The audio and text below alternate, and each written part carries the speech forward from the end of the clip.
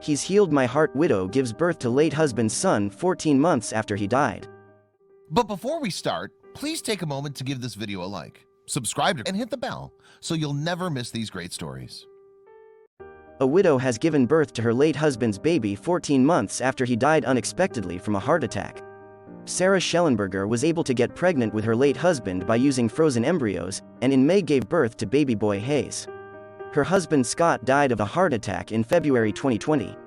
Sarah had just completed an embryo fertilization at Barbados Fertility Clinic when she received the devastating news. The couple had been trying for a baby and had been told the only way they could get pregnant was through IVF. But due to the staggering costs of this process in the US, they decided to travel to Barbados Fertility Center for the egg retrieval. The couple, who married in 2018, had the first egg retrieval done in December 2019 and they found out it was a boy.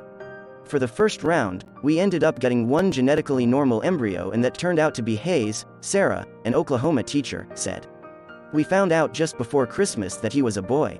Scott and I were able to pick out names before he died and that was really meaningful.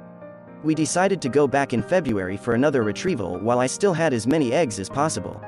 Sadly, this time husband Scott, a science professor, couldn't go with her because he didn't have enough vacation time, so Sarah took her mom. After the process had been successfully completed, Sarah flew back to Oklahoma via Toronto, but it was there that she was given some devastating news. When I landed in Toronto and I finally connected to the Wi-Fi, my phone was going crazy, Sarah said, as per the Daily Record. I had all these text messages coming through. The first one I saw was from one of Scott's coworkers telling me that they were all gathered here praying for Scott. I called his mom and she told me that he had had a heart attack and had been moved to the ICU and he had not regained consciousness. When Sarah arrived back in Oklahoma, she rushed to the hospital to see her husband. She couldn't believe her young and healthy husband had suffered a heart attack and believed he would be okay. But doctors delivered the harrowing news that her 41-year-old husband was brain dead. I couldn't believe it, Sarah said. There are no words to describe that feeling. Sarah decided she wanted to donate his organs and filled out the paperwork. On Friday, February 21st, I had to go and say goodbye to him. That was the hardest thing I've ever done.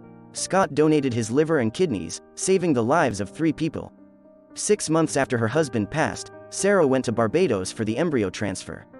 A week later, she found out she was pregnant. It was our biggest dream. Scott wanted to be a dad, she added. In our eyes, we have these 2 embryos that are already created and they are our children. To me, there was no other option.